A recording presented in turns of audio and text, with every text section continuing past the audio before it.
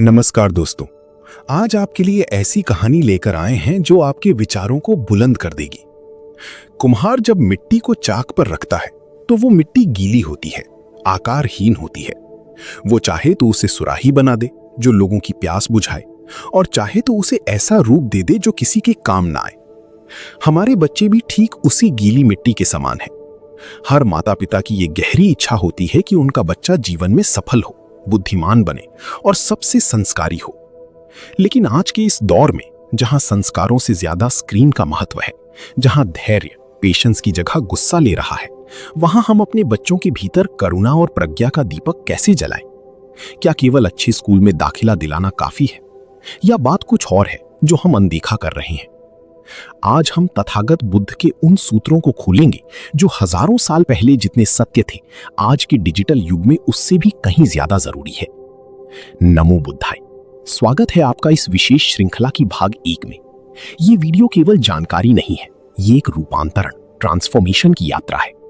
अगर आप वास्तव में चाहते हैं कि आपका घर एक मंदिर बने और आपके बच्चे उस मंदिर की पवित्रता महसूस करें, तो इस सफर में हमारे साथ अंत तक जुड़े रहें।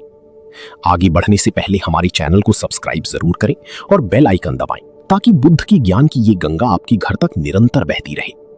कमेंट बॉक्स में नमो बुद्धाय लिखकर आज ही अपने भीतर एक सकारात्मक बदलाव का संकल्प लें। दोस्तों, बच्चों को संस्कारी बनाने से पहले हमें ये समझना होगा कि संस्कार आखिर हैं क्या। बुद्ध कहते हैं, संसार में कुछ भी अकारण नहीं होता, हर कार्य के पीछे एक कारण है। बच्चा अगर जिद्दी है तो उसका भी कारण है, बच्चा अगर शांत है तो उसका भी कारण है। आज हम बुद्ध की धम्म की चश्मे से देखेंगे कि एक बच्चे का चित्त, माइंड कैसे काम करता है। पहला सूत्र, दर्पण का सिद्धांत, the principle of mirroring. Mahatma Buddha ने कहा था, हम अपने विचारों से ही निर्मित होते हैं। जैसा हम सोचते हैं वैसा हम आचरण करते हैं। लेकिन बच्चों के मामले में ये नियम थोड़ा बदल जाता है। बच्चे वो नहीं सीखते जो आप उन्हें सिखाते हैं, बच्चे वो सीखते हैं जो आप होते हैं। आधुनिक विज्ञान इसे मिरर न्यूरॉन्स कहता है, लेकिन बुद्ध ने इसे सदियों पहले संगति का प्रभाव कहा था। बच्चा एक कोरा कागज है, एक स्वच्छ दर्पण है। वो वही प्रतिबिंबित करेगा जो उसके सामने खड़ा है। आज के दौर की समस्या, आज माता पिता शिकायत करते हैं, मेरा बच्चा सुनता नहीं है, वो मोबाइल नहीं छोड़ता, वो चिल्लाकर बात करता है। यहां हमें रुकना होगा और बुद्ध की तरह आत्मनिरीक्षण, सेल्फ ऑब्जर्वेशन करना होगा। जब आप घर आते हैं तो क्या आप किताब उठाते हैं या मोबाइल? जब घर में कोई परेशानी आती है तो क्या आप शांत रहकर हल निकालते हैं या चिल्लाते हैं? जब आप ट्रैफिक में फंसे होते हैं तो क्या आपके मुंह से अपशब्द निकलते हैं या आप धैर्य रखते हैं? बच्चा आपके शब्दों को नहीं सुन रहा, वो आपकी ऊर्जा, एनर्जी को पी रहा है। अगर पिता झूठ बोलकर ऑफिस से छुट्टी ले रहा है और फोन पर झूठ बोल रहा है, और वही पिता बच्चे से कहे कि बेटा झूठ बोलना पाप है, तो बच्चा भ्रमित हो जाएगा। उसका अवचेतन मन, सबकॉन्शियस माइंड ये सीख लेगा कि शब्दों में सच बोलना चाहिए, लेकिन कर्मों में झूठ चलता है। बुद्ध कहते हैं, अत्थि अत्तनो नाथो, अपना दीपक स्वयं बनो। अगर आप बच्चे को बदलना चाहते हैं तो पहले खुद को बदलना होगा। ये कड़वा सच है। बच्चे को उपदेश देना बंद कीजिए, उलझाओ, उदाहरण बनना शुरू कीजिए। कल से एक नियम बनाएं, जब आप घर में प्रवेश करें तो अपनी फोन को एक तरफ रख दें। बच्चे के सामने 15 मिनट आंखें बंद करके शांत बैठें। जब बच्चा आपको शांत दिखेगा तो उसे जिज्ञासा होगी, वो पूछेगा आप क्या कर रहे हैं? तब उसे बताएं, मैं अपनी मन की थकान को बाहर निकाल रहा हूं ताकि मैं तुम्हारे साथ खुशी से खेल सकूं। ये छोटी सी क्रिया बच्चे के मन में ध्यान का बीज बो देगी। उसे लगेगा कि शांति एक कीमती चीज है। यही संस्कारी होने की पहली सीढ़ी है। दूसरा सूत्र, प्रज्ञा और जिज्ञासा, विजडम, क्यूरियोसिटी। बुद्धिमान, इंटेलिजेंट होने का क्या अर्थ है? आजकल हमने बुद्धिमत्ता का अर्थ मेमोरी समझ लिया है। जिसके नंबर ज्यादा वो बुद्धिमान। लेकिन बुद्ध के अनुसार प्रज्ञा का अर्थ है सत्य को देखने की क्षमता। बुद्ध ने कभी नहीं कहा कि मेरी बात मान लो। उन्होंने कहा, ए ही पसिको, आओ और देखो। उन्होंने प्रश्न पूछने को धर्म का मूल बताया। आज हम क्या करते हैं? जब बच्चा कोई प्रश्न पूछता है, पापा आकाश नीला क्यों है, या मम्मी हमें भगवान की पूजा क्यों करनी चाहिए, हम अक्सर झल्लाकर कह देते हैं, ज्यादा सवाल मत करो, जैसा कहा है वैसा करो। या हम उसे मोबाइल पकड़ा देते हैं कि गूगल कर लो। ऐसा करके हम बच्चे की चेतना को कुंद कर देते हैं। हम उसकी जिज्ञासा की हत्या कर देते हैं। एक रट्टू तोता संस्कारी हो सकता है, आज्ञाकारी हो सकता है, लेकिन वो बुद्धिमान नहीं हो सकता। और जो बुद्धिमान नहीं होगा वो जीवन के तूफानों में सही निर्णय नहीं ले पाएगा। आज के दौर का उपाय, बच्चे के क्यों का सम्मान करें। अगर बच्चा पूछता है मुझे ये सब्जी क्यों खानी, वो तुम्हारे शरीर रूपी घर को मजबूत बनाते हैं। जैसे गाड़ी में अच्छा पेट्रोल डालने से गाड़ी तेज चलती है, वैसे ही अच्छा भोजन मन को तेज करता है। जब आप तर्क और प्रेम के साथ बात करते हैं तो बच्चे की विचार शक्ति, थिंकिंग पावर विकसित होती है। वो हर चीज के पीछे का कारण तलाशने लगता है। यही तो बुद्धिमत्ता है, अंधभक्ति नहीं बल्कि समझदारी। तीसरा सूत्र, मध्यम मार्ग, the middle way of discipline. माता पिता के सामने सबसे बड़ी चुनौती होती है अनुशासन, डिसिप्लिन। बुद्ध का सबसे प्रसिद्ध उपदेश है वीणा के तार का उदाहरण। तार को इतना मत कसो कि वो टूट जाए और इतना ढीला मत छोड़ो कि उससे संगीत ही ना निकले। आज की पेरेंटिंग दो अतियों, एक्सट्रीम्स में झूल रही है। तानाशाही, डिक्टेटरशिप, मेरी बात माननी ही पड़ेगी। इससे बच्चा या तो दब्बू बन जाता है या विद्रोही। उसकी भीतर का स्वभाव कुचल जाता है। लापरवाही, इंडल्जेंस, बच्चा है करने दो, उसकी हर जिद पूरी करना। इससे बच्चा कमजोर बनता है जिसे आना सुनने की आदत नहीं होती। बुद्ध कहते हैं सम्यक व्यवहार, राइट एक्शन। अनुशासन का अर्थ सजा देना नहीं है, अनुशासन का अर्थ है व्यवस्था, ऑर्डर। इसे कैसे लागू करें? मान लीजिए बच्चा मॉल में खिलौने के लिए जिद कर रहा है और रो रहा है। यहां दो गलत रास्ते हैं, उसे पीट देना, कठोरता, या उसे खिलौना दिला देना। बुद्ध का मध्यम मार्ग, शांत रहें, अपनी चेतना को क्रोध से मुक्त रखें। बच्चे के स्तर आई लेवल पर नीचे बैठें, उसे गले लगाएं, स्पर्श बहुत जरूरी है, और शांत स्वर में कहें, मैं समझ सकता हूं कि तुम्हें यह खिलौना चाहिए और तुम्हें बुरा लग रहा है, लेकिन आज हम इसे नहीं लेंगे। तुम रो सकते हो, मैं तुम्हारे साथ हूं, लेकिन निर्णय नहीं बदलेगा। यह करुणा युक्त दृढ़ता, कंपैशनेट फर्मनेस है। बच्चा ये सीखता है कि रोने से, ट्रैंट्रम से चीजें नहीं बदलती, लेकिन मेरे माता पिता मुझे प्यार करते हैं, वे मेरे दुश्मन नहीं हैं। ये उसे भावनात्मक रूप से स्थिर, इमोशनली स्टेबल बनाता है। एक स्थिर मन ही संस्कारी हो सकता है। चौथा सूत्र, करुणा का अभ्यास, द प्रैक्टिस ऑफ कंपैशन। संस्कारी होने की अंतिम पहचान है दूसरों के दुख को महसूस करना। आज हम बच्चों को रेसर बना रहे हैं, उससे आगे निकलना है, फर्स्ट आना है। ये प्रतिस्पर्धा, कंपटीशन, ईर्ष्या को जन्म देती है और ईर्ष्या मन को जला देती है। बुद्ध ने मैत्री, लविंग काइंडनेस सिखाया। अगर आप चाहते हैं कि आपका बच्चा बुढ़ापे में आपकी सेवा करे, आपका सम्मान करे, तो आपको बचपन में उसके भीतर सेवा के बीज बोने होंगे। जब आप घर में काम करने वाले सहायक, मेड, हेल्पर से बात करते हैं तो आपका लहजा क्या होता है? क्या आप उन्हें सम्मान देते हैं? अपने बच्चे को छोटी छोटी दया के कार्य दें, जैसे बेटा छत पर पक्षियों के लिए पानी रखाओ, या चलो अपने पुराने खिलौने किसी गरीब बच्चे को देकर आते हैं। जब बच्चा अपने हाथ से त्याग करता है तो उसके भीतर का क्रोध जलते हुए कोयले की तरह है, जिसे हम दूसरे पर फेंकने के लिए उठाते हैं, लेकिन जलते पहले हम खुद हैं। जब बच्चा गुस्सा करता है तो हम क्या करते हैं? हम भी पलटकर गुस्सा करते हैं। आग से आग नहीं बुझती, आग पानी से बुझती है। बुद्ध का सूत्र है साक्षी भाव, ऑब्जर्वेशन। हमें बच्चे को यह सिखाना होगा कि वो अपने गुस्से को देखे, ना कि गुस्सा बन जाए। व्यावहारिक प्रयोग, प्रैक्टिकल एक्सरसाइज। बच्चे को बचपन से ही ये खेल सिखाएं, बादलों, तीन का खेल, द क्लाउड गेम। उसे समझाएं, बेटा तुम्हारा मन एक नीले आकाश, स्काई की तरह है, और ये गुस्सा, ये चिड़चिड़ापन काले बादलों की तरह है। बादल आते हैं और चले जाते हैं, लेकिन आकाश अपनी जगह रहता है। जब बच्चे को गुस्सा आए तो उसे डांटने की बजाय कहें, रुको, देखो अभी तुम्हारे मन के आकाश में गुस्से का बादल आया है। क्या तुम्हें महसूस हो रहा है?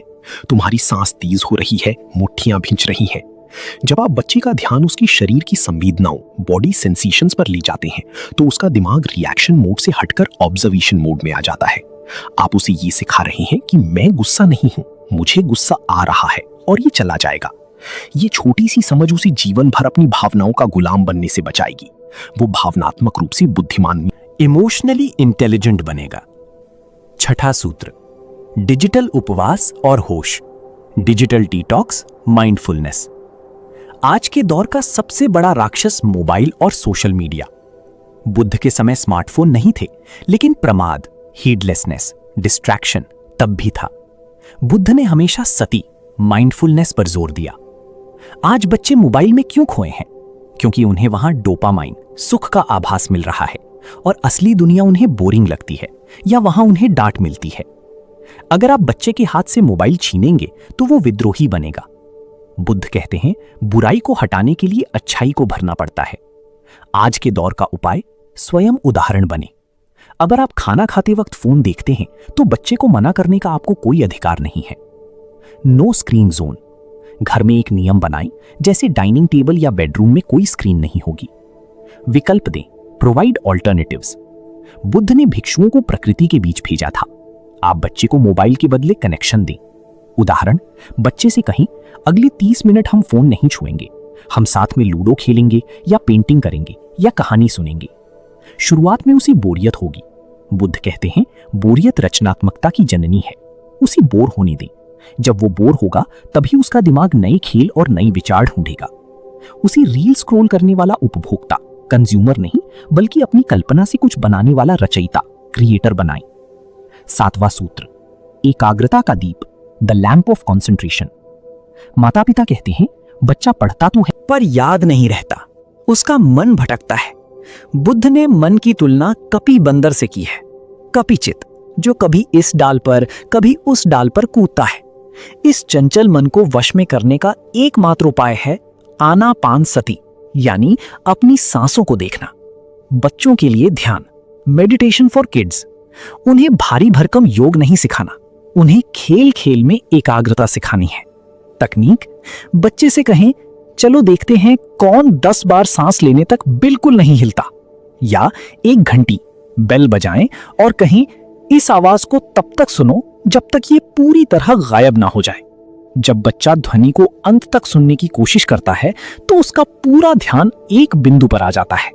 यही समाधि, कंसंट्रेशन की शुरुआत है। जो बच्चा 5 मिनट अपनी सांसों पर ध्यान दे सकता है, वो 2 घंटे की पढ़ाई 30 मिनट में पूरी कर सकता है। उसकी स्मरण शक्ति अलौकिक हो जाएगी। 8वां सूत्र, कृतज्ञता का भाव, द एटीट्यूड ऑफ ग्रैटिट्यूड। संस्कारी होने का एक बहुत बड़ा लक्षण है कृतज्ञ होना, थैंकफुलनेस। आज के बच्चे मांगते बहुत हैं, मुझे नया फोन चाहिए, मुझे वो खिलौना चाहिए। उनके अंदर हक, एंटाइटलमेंट का भाव आ गया है। बुद्ध ने भिक्षुओं को सिखाया था कि जो भोजन मिले उसके प्रति कृतज्ञ रहो। रात की रस्म, बेड टाइम रिचुअल। सोने से पहले जब चेतन मन शांत हो रहा होता है और अवचेतन मन सबकॉन्शियस जाग रहा होता है, वो समय संस्कार डालने के लिए सबसे कीमती है। बच्चे के साथ लेटें और पूछें, आज दिन भर में वो कौन सी 3 चीजें थीं जिसके लिए तुम खुश हो? शायद उसे अच्छी आइसक्रीम मिली या दोस्त ने मदद की। उसे धन्यवाद कहना सिखाएं, प्रकृति को, भोजन को, परिवार को। जिस बच्चे का मन शिकायत के बजाय धन्यवाद से भरा होता है, वो कभी अवसाद, डिप्रेशन का शिकार नहीं होता। वो जीवन में हमेशा सकारात्मक, पॉजिटिव रहता है। मेरे प्यारे साथियों, आज हमने जाना कि कैसे बच्चे के गुस्से को साक्षी भाव से शांत किया जा सकता है, कैसे डिजिटल उपवास से उसे होश में लाया जा सकता है और कैसी छोटी छोटी विधियों से उसकी एकाग्रता बढ़ाई जा सकती है। ये बातें सुनने में सरल लग सकती हैं, लेकिन इनका प्रभाव बहुत गहरा है। याद रखें, ये एक मैराथन है, स्प्रिंट नहीं। धैर्य, पेशेंस आपका सबसे बड़ा हथियार है। लेकिन अभी भी कुछ सवाल बाकी हैं। जब बच्चा झूठ बोले तो क्या करें? बच्चे के अंदर आत्मविश्वास, कॉन्फिडेंस और निडरता कैसे लाएं? उसे असफलताओं से लड़ना कैसे सिखाएं? 9वां सूत्र, सत्य और भय का संबंध, ट्रूथ एंड फियर। बच्चे झूठ क्यों बोलते हैं? ये एक ऐसा प्रश्न है जो हर माता पिता को परेशान करता है। क्या वे जन्म से झूठे हैं? नहीं। तथागत बुद्ध कहते हैं, भय से असत्य का जन्म होता है। जब एक बच्चे को यह विश्वास हो जाता है कि सच बोलने पर उसे दंड मिलेगा, अपमानित किया जाएगा या मारा जाएगा, तो उसका चित्त, माइंड रक्षात्मक हो जाता है। वो बचने का रास्ता खोजता है और वही रास्ता झूठ है। अगर आप चाहते हैं कि आपका बच्चा सत्यवादी बने, तो आपको उसके मन से अपने प्रति भय को निकालना होगा। मान लीजिए बच्चे से खेलते वक्त आपका महंगा फूलदान या मोबाइल गिरकर टूट गया। अब उसके मन में 2 विचार आते हैं। पहला, अगर मैंने सच बताया तो पापा बहुत मारेंगे। परिणाम, वो कहेगा मुझे नहीं पता कैसे टूटा या बिल्ली ने गिरा दिया। दूसरा, पापा नाराज होंगे लेकिन वे मुझे समझेंगे और माफ कर देंगे। परिणाम, वो कहेगा पापा मुझसे गलती हो गई। बुद्ध का मार्ग है अभय, फियरलेसनेस। बच्चे को विश्वास दिलाएं कि गलती करना बुरा नहीं है, गलती को छिपाना बुरा है। जब बच्चा सच बोलकर अपनी गलती स्वीकार करे तो उसे डांटने के बजाय उसकी ईमानदारी, ऑनेस्टी की प्रशंसा करें। बेटा, तुमने सच बोलने की हिम्मत दिखाई, मैं इससे बहुत खुश हूं। जो टूट गया वो वापस नहीं आएगा, लेकिन तुम्हारा सच बोलना हमारे लिए ज्यादा कीमती है। ये व्यवहार बच्चे के भीतर नैतिकता की ऐसी मजबूत नींव रखेगा कि भविष्य में जब वो बड़ा अफसर या व्यापारी बनेगा तो वो बेईमानी करने से पहले 100 बार सोचेगा, क्योंकि उसके संस्कार उसे अनुमति नहीं देंगे। 10वां सूत्र, तुलना का विष और आत्मविश्वास, कंपैरिजन वर्सेस कॉन्फिडेंस। आज के दौर में बच्चों के आत्मविश्वास, कॉन्फिडेंस को दीमक की तरह खाने वाली चीज है तुलना, कंपैरिजन। देखो, शर्मा जी का बेटा कितना होशियार है, तुम्हारी बहन के नंबर तुमसे ज्यादा आए हैं। बुद्ध ने कहा था, हर व्यक्ति की अपनी यात्रा है, सूर्य और चंद्रमा के बीच कोई तुलना नहीं है, वे अपने अपने समय पर चमकते हैं। जब आप अपने बच्चे की तुलना किसी और से करते हैं तो आप उसे यह संदेश दे रहे होते हैं कि तुम जैसे हो वैसे पर्याप्त नहीं हो। इससे उसके भीतर हीन भावना, इंफीरियॉरिटी कॉम्प्लेक्स जन्म लेती है। बुद्धिमत्ता का विकास कैसे करें?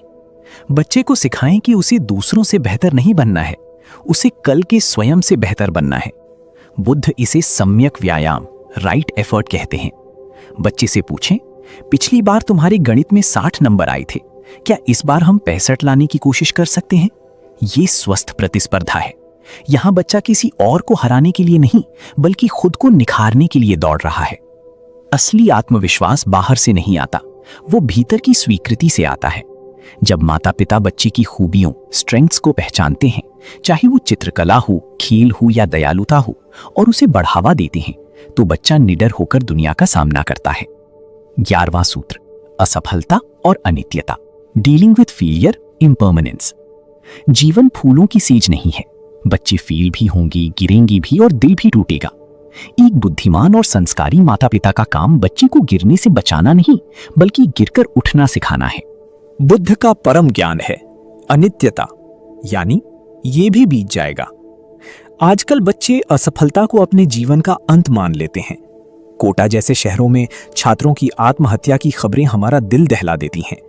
इसका कारण यह है कि हमने उन्हें सफलता का पाठ तो पढ़ाया, लेकिन असफलता को पचाना नहीं सिखाया। कैसे समझाएं? जब बच्चा किसी एग्जाम में फेल हो जाए या किसी प्रतियोगिता में हार जाए, तो उसे बुद्ध की ये दृष्टि दें, बेटा, जीवन एक नदी की तरह है, कभी बाढ़ आती है, कभी सूखा पड़ता है। ये हार तुम्हारी पहचान नहीं है, ये बस एक घटना है जो घट गई। उसी उपेक्षा, इक्विनिमिटी सिखाएं, यानी सुख और दुख दोनों में समान रहना। उदाहरण दें, जैसे रात के बाद सुबह होना तय है, वैसे ही इस असफलता के बाद सफलता का आना तय है, बशर्ते तुम रुक जाओ नहीं। जब बच्चा ये समझ जाता है कि मैं अपने परिणामों, रिजल्ट से बड़ा हूं, तो उसका मानसिक संतुलन कभी नहीं डगमगाता। यही प्रज्ञा की पराकाष्ठा है। 12वां सूत्र, संघ का महत्व, the power of company. Buddha Dhamma में संघ, कम्युनिटी का बहुत महत्व है। जैसे एक गंदा कपड़ा साफ कपड़ों के बीच रखने से अपनी गंध फैला देता है, वैसे ही बुरी संगति मन को दूषित कर देती है। बच्चा बुद्धिमान हो सकता है, संस्कारी हो सकता है, लेकिन अगर उसके दोस्त गलत हैं, तो धीरे धीरे उसके संस्कार धुंधले पड़ जाएंगे। आज के दौर में डिजिटल संघ सबसे खतरनाक है। गेमर्स और सोशल मीडिया इन्फ्लुएंसर्स, ये सब उसके संघ का हिस्सा हैं। अभिभावकों की भूमिका, जासूस न बने, मित्र बने। बच्चे के दोस्तों को घर बुलाएं, उनसे बात करें, देखें कि वे कैसी भाषा बोलते हैं। अगर आपको लगे कि संगति गलत है, तो बच्चे को सख्ती से रोकने के बजाय उसे विवेक, डिस्क्रिमिनेशन का इस्तेमाल करना सिखाएं। बुद्ध ने कहा था, गैंडे की सींग की तरह अकेले चलो, अगर साथ चलने वाला साथी मूर्ख हो। बच्चे को समझाएं कि अकेले रहना बुरी संगत में रहने से बेहतर है। उसे अच्छे और बुरी का भेद समझाना ही उसे सुरक्षित रखेगा। उसे ऐसे महापुरुषों, वैज्ञानिकों और समाज सुधारकों की जीवनियां पढ़ने को दें जो उसके लिए एक मानसिक संघ का काम करें। 13वां सूत्र, अंतिम लक्ष्य, एक जागृत मनुष्य, the ultimate goal, a conscious human. अंत में हमें खुद से यह पूछना होगा कि हमारा अंतिम लक्ष्य क्या है।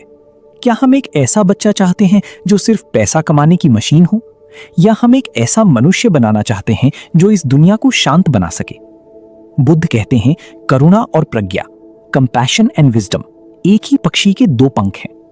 अगर बच्चा बहुत बुद्धिमान है लेकिन उसमें दया नहीं है तो वो समाज के लिए खतरा बन सकता है, और अगर वो बहुत दयालु है लेकिन उसमें बुद्धि नहीं है तो समाज उसे ठग लेगा।